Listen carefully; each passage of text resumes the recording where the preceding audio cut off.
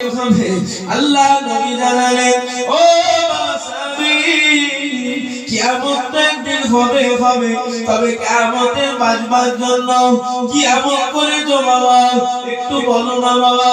সাহাবী হুজুর কেঁদে কেঁদে জবাব দিয়ে ইয়া রাসূলুল্লাহ, ইয়া হাবিবাল্লাহ, ইয়া রাসূলুল্লাহ, ইয়া হাবিবাল্লাহ, হুজুর বিয়াদবি মাফ করুন, আমার জানমাল আপনার কদমে কুরবান, এমন কিছু আমল করতে পারি না, তবে হুজুর আমার হৃদয়ে, আমার অন্তরে আল্লাহ রাসূলের মুহাব্বত আমার ভিতরে আছে।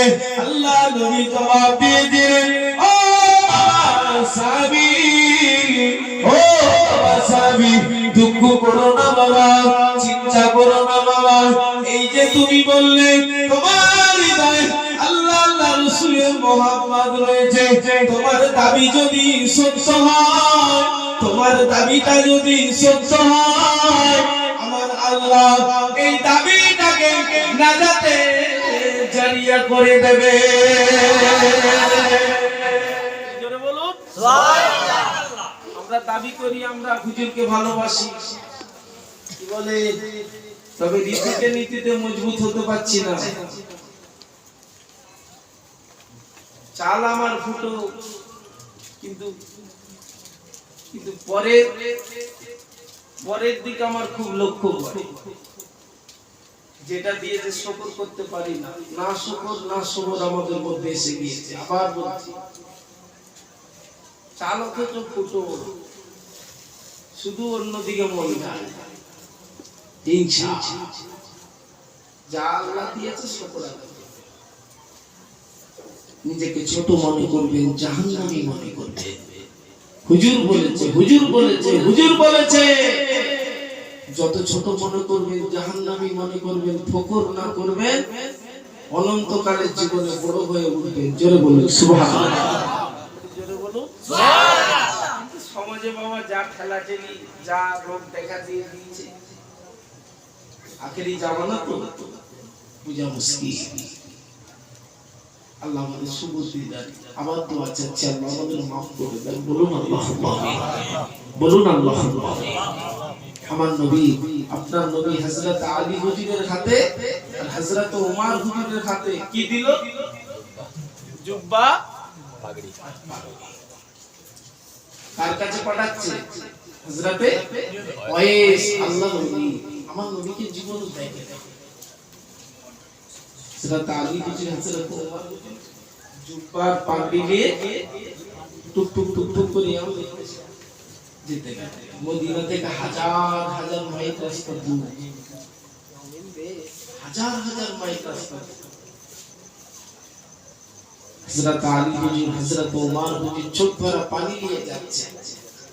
এ তোফা আমরা পেলাম না, কি নবী প্রেম করেছে ওয়াইস, এই ফিকির করে করে যাচ্ছে।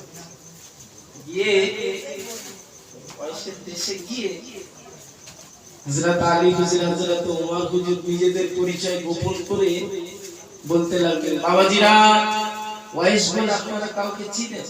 গ্রামবাসী বলে উঠেছে, ও তো পাগল, একটা বড় পাগল। আমরা যখন হাসি ও তখন কাঁদে, আবার আমরা যখন কাঁদি ও তখন হাসি। তবে ওকে যেখানে সেখানে পাওয়া যাবে না, ওকে জঙ্গলে খুঁজতে হবে।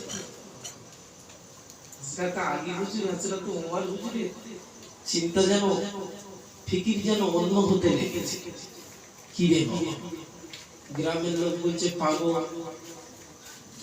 হুজুর পাঠিয়েছে তৌফা দিয়ে, কিন্তু হুজুরের কথা, হুজুরের কাজ এনারা কমপ্লিট করেই যায়। এরই নাম মানা। একবার জোরে বলুন সুবহানাল্লাহ। জোরে বলুন সুবহানাল্লাহ। কমপ্লিট করে যাবে না সাহাবীরা, তাতে জান চলে যাবে। হুজুর পাঠিয়েছে, জোরে বলুন সুবহানাল্লাহ। এই মানাতে তো আমাদের মজবুত ছিল, এইজন্যই মাকাম এত আলা। হযরতে আলী হুজুর আর হযরত ওমর হুজুর আমার নবীর কাছে নিদর্শন নিয়েছি। হুজুর, ওয়াইসকে চিনব কি করে? ওয়াইস যদি লুকিয়ে পড়ে, গোপন করতে পারে, আল্লাহর নবী দুটো নিদর্শন বলেছিলেন। আমার ওয়াইসকে হা করতে বলবে, গালটাকে ফাঁক করতে বলবে। ফাঁক, গালটাকে ফাঁক করতে বলবে, একটাও দাঁত দেখতে পাবে না। আর হাতের তালুগুলো দেখবে, মায়ের খেদমত করে করে চামড়া উঠিয়ে ফেলেছে। ওটাই আমার ওয়াইস। জোরে বলুন সুবহানাল্লাহ। হুজুর নিদর্শন দিয়ে পাঠিয়ে আলী হুজুর, হযরত ওমর হুজুর জুব্বার পাগড়ি খুব মোহব্বতের সাথে নিয়ে গ্রামবাসীর কথা শুনে জঙ্গলে হাঁটতে লেগেছে। জঙ্গলের ভিতরে চলে গেল।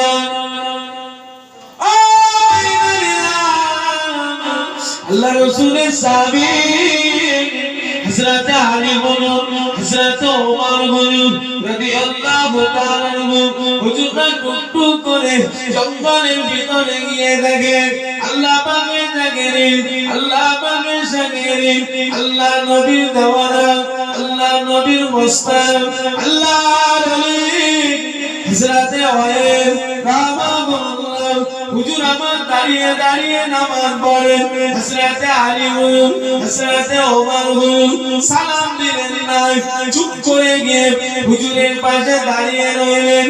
কিন্তু দাঁড়িয়ে থাকতে থাকতে হুজুরের সামনের দিকে তাকিয়ে দেখে জঙ্গলের বড় বড় জন্তু জানোয়ার, বাঘ ভাল্লুক গুলো, বাঘ ভাল্লুক গুলো, ছাগল, দুম্বা, বকরি, ভেড়া গুলো সবাই একসাথে খাওয়া দাওয়া করতে লাগে। আলী হুজুরের ফিকির হয়, হযরত ওমর হুজুরের ফিকির হয়, কি দেখছি ভাই জঙ্গলের বাঘেরা যাদেরকে ধরে ধরে খায়, তারা এদের কাছে ঘোরাফেরা করে, এদের কাছে খাওয়া দাওয়া করে। ব্যাপারটা কি বুঝলাম না, ব্যাপারটা কি জানলাম না। হযরত আলী হুজুর, হযরত ওমর হুজুর হুজুরদের হৃদয়ে না বাবা বানালো আল্লাহ পাকের জাগিরি, আল্লাহ পাকের সাগিরি, আল্লাহ পাকের ওলি হযরত ওয়াইস রাহমাহুল্লাহ, আল্লাহ পাকের ওলি নামাজ থেকে ফারিগ হলেন, নামাজ থেকে ফারিগ হলেন।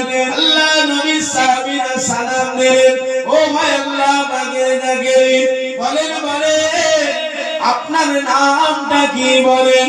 আমরা অনেক দূরের মেহমান, আপনার দরবারের মেহমান, ঘুরিয়ে দেবেন নাই, বিনাশ করে দেবেন নাই, আল্লাহর রাস্তে একটু নামটা বলুন।